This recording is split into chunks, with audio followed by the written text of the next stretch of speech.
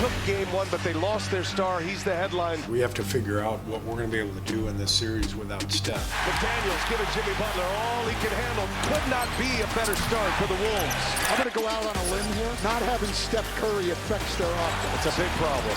Minnesota has arrived. Now the Warriors will try to do all they can on their home turf. All right, welcome to your Friday edition of First Take. My name is Joe Fortenbaugh, filling in for Molly, Michael Wilbon, Brian Windhorst, and of course, Stephen A., all here for a jam-packed show we've put together for you. Draymond Green is where we begin. He sounded off after receiving a technical foul in last night's game. We're going to get to those comments in just a minute, but we begin with the on-court action where the Wolves took full advantage of Steph Curry's absence to win Game 2, 117-93.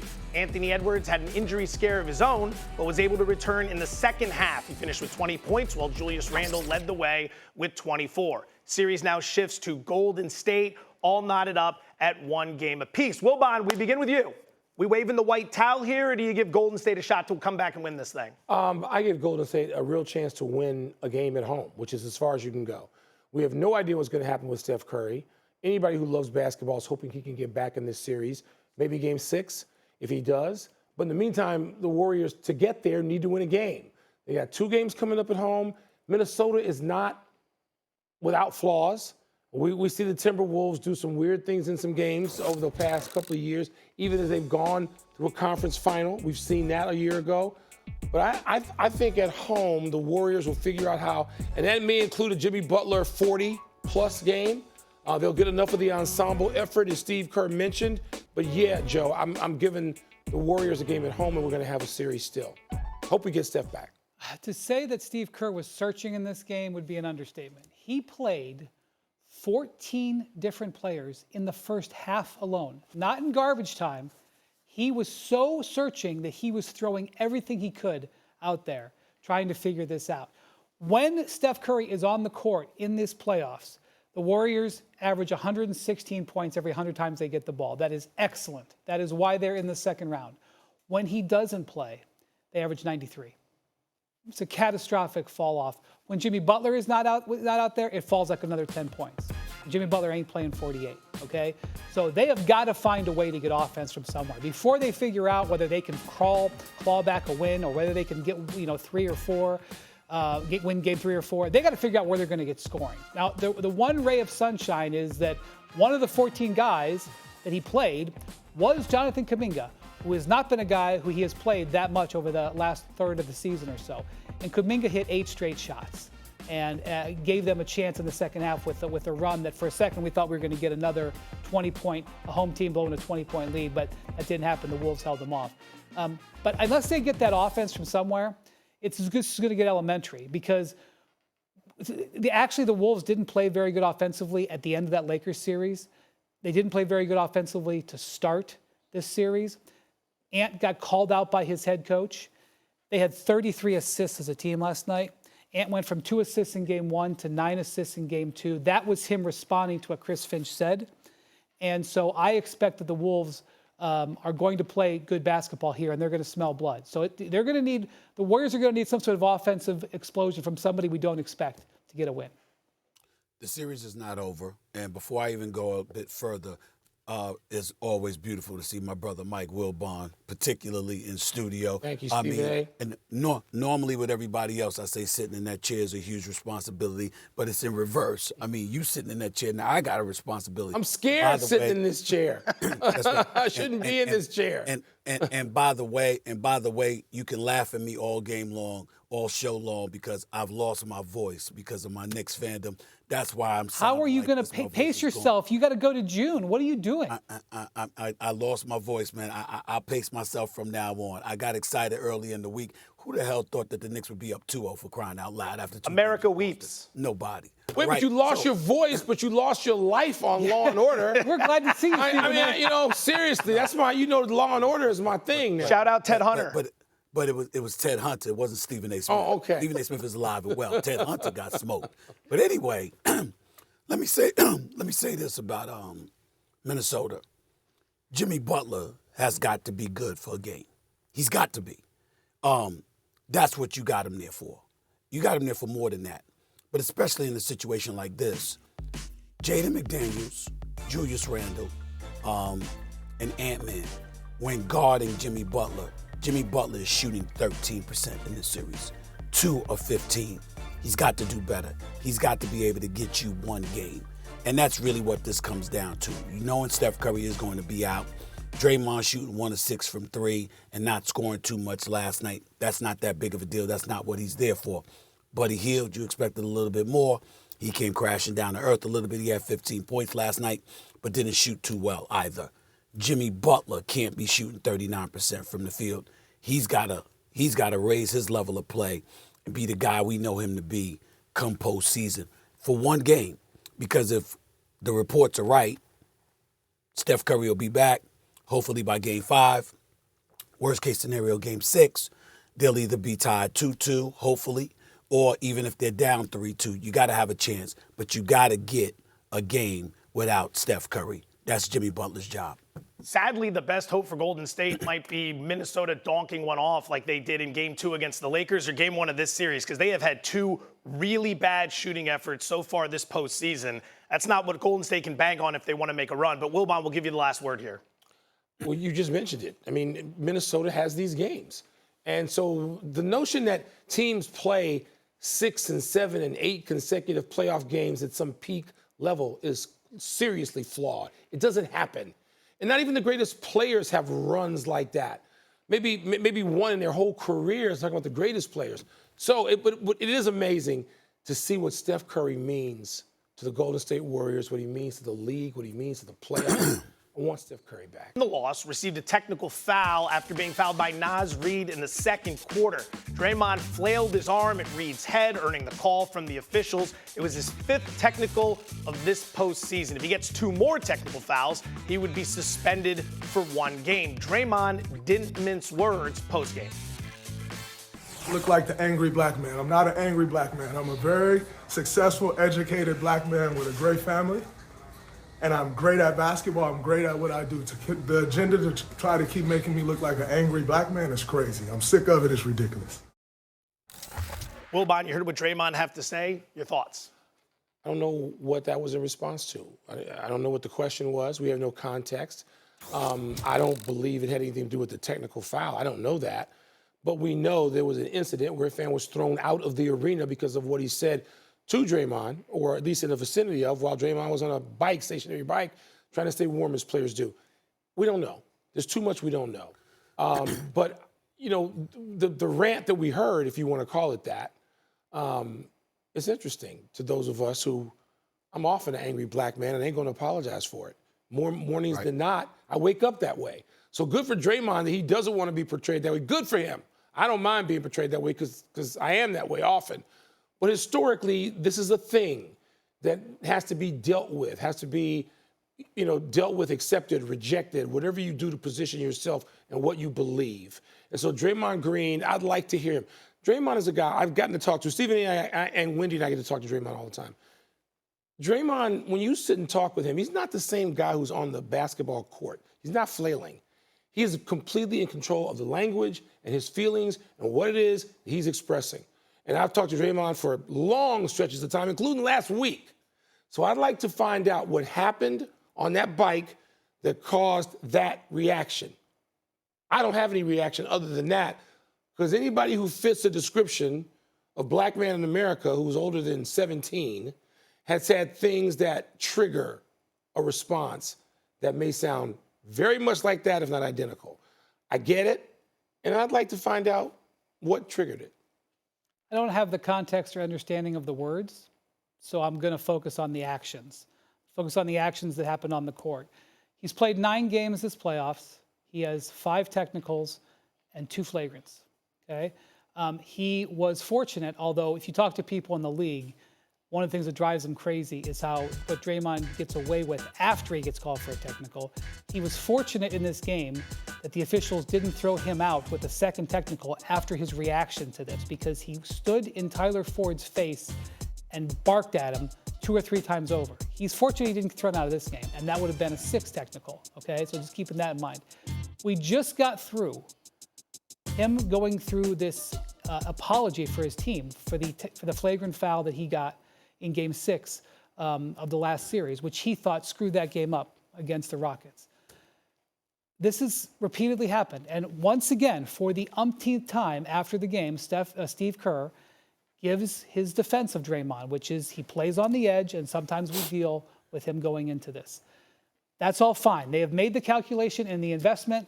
They see 4 rings. His flagrants may have cost them a ring. And if he helped you win 4 and cost you 1, that percentage is what they're willing to live with. They pay him. They love him. They've decided to embrace him. But he has no margin for error now with Steph out. Just can't.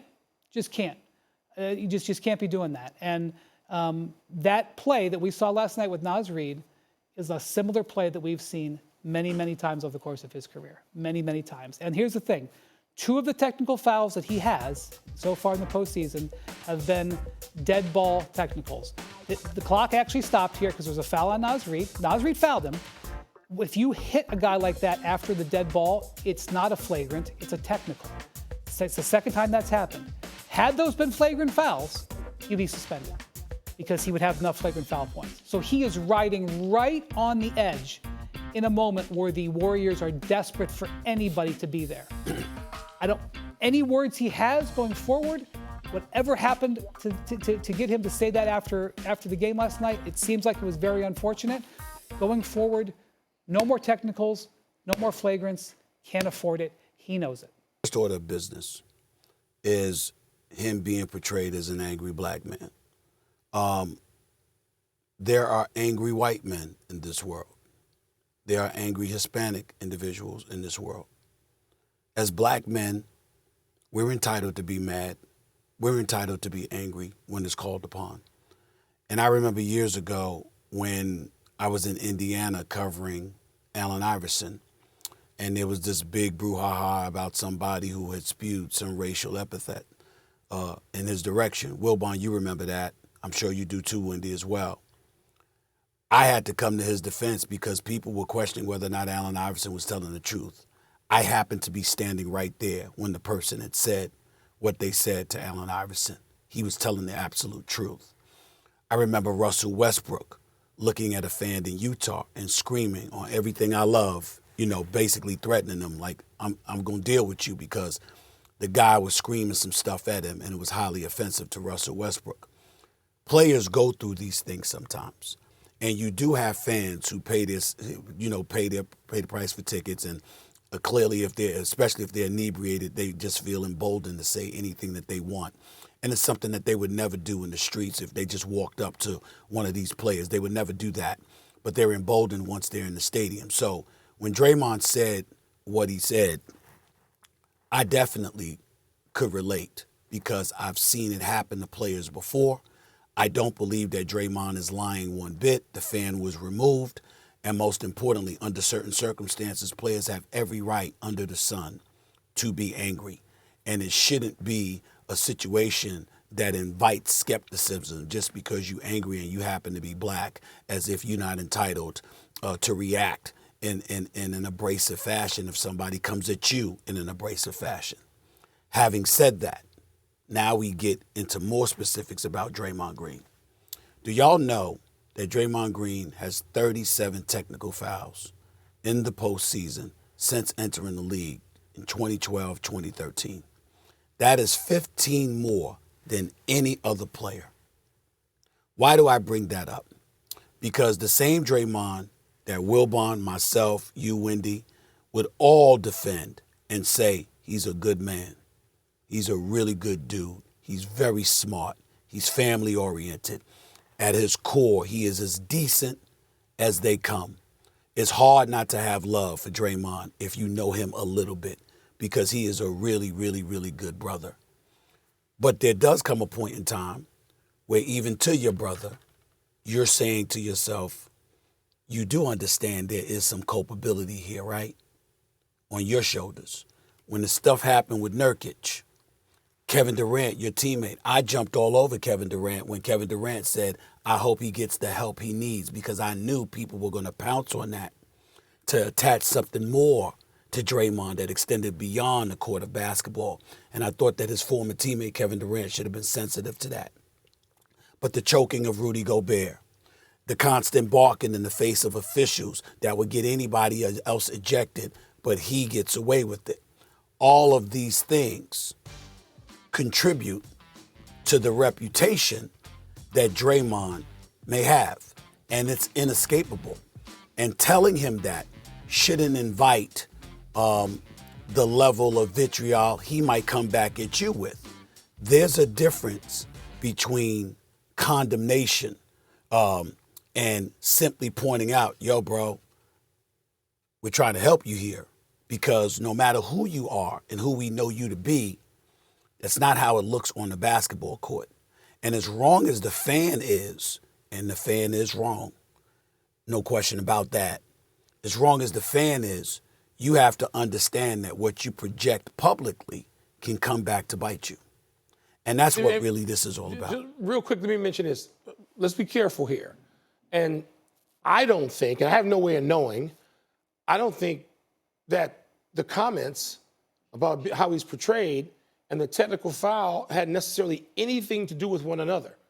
These are, in my mind at this point, knowing only what we know, which is very little, there's the Draymond Green technical foul issue, which you and Wendy spoke to, and I agree with everything you talked about with that. It's been going on for years. It's as much of the identity of the Warriors as anything except Steph Curry shooting and the team winning. And then you have whatever happened later. In the fourth quarter, which was much closer to the time those comments were made, I don't think those things necessarily have anything to do with one another. Whatever the fans said and whatever happened and whatever Draymond was, we don't even know the question. No. So I don't know that. So we need to be careful and not relate those two things. They could be very, very, very, very, very separate topics. I'm saying, alluding to that, based on your statement, you have to take into consideration what role you have played in that, because this is how you're being projected on the court. We're not calling you some angry black dude. We defend you. We come on national television, people who cover the league, people who care about the league, who know these players. Everybody will stand up and defend Draymond Green, the man, the character, the professional, et cetera, et cetera. We know what he's meant to the Golden State Warriors. We know what he's meant to basketball. We know what he is as a person. He's a damn good person. He really, really is. What we're saying, however, is that when you make the statement that you don't like being portrayed as this, ultimately, what do people have to look at most? Because most people don't see you off the court. Most people don't see how you are in the community. No, most people don't know that you are beloved. I know politicians who know Draymond Green personally. I once met Nancy Pelosi, who told me she was a former Speaker of the House, who says that's her favorite player in the world. I know elected officials who love this man. They revere Draymond Green. But most people don't know who we know. Most people know what they see on the basketball court. And when we see it, and then you have the numbers to back it up in terms of technicals, flagrants, ejections, etc., you have to be mindful of the fact that, fair or unfair, they're going to come at you from that perspective. That's what I'm saying. It's also the idea, and again, this is just what happened on the court, that we have never, ever seen any reason to believe anything is changing regarding how he responds to a perceived slight on the court. Last night where he thinks he's fouled, he throws the arm, he gets teched up. There's a moment there to cool off on the bench. Granted, it's a close moment, but Wendy brings it up perfectly, walks right out to the official in his face, and you don't need to be a professional lip reader to understand what he was saying. That could have led to an ejection. That situation right there is the official giving him leeway. This is a guy who largely, and I was in the Bay Area covering the team when this happened, largely is blamed for the 73-win season not resulting in a championship. Not because he didn't play well, not because he ran out of gas in the fourth quarter like Luka Doncic is blamed for, but because he got suspended in a crucial moment that swung the series. Whether or not it's true or not in terms of putting the blame on him, you can argue it either way. But since then, there's been an opportunity, damn near a decade, to try to change the narrative. And between the Steven Adams incidents, between what we saw last night, between Gobert, Wilbon, he's never done anything on court to try to change how he's perceived. He said he's not going to. He said last week. to me, among others. He's not going to change it. This is going to be who he is. And I don't know whether you said it or Stephen A. said it. Steve Kerr, the Warriors don't just tolerate this. It's very much a part of who they are and what they do. And Draymond's role, which includes all of this, is not tolerated, it's encouraged.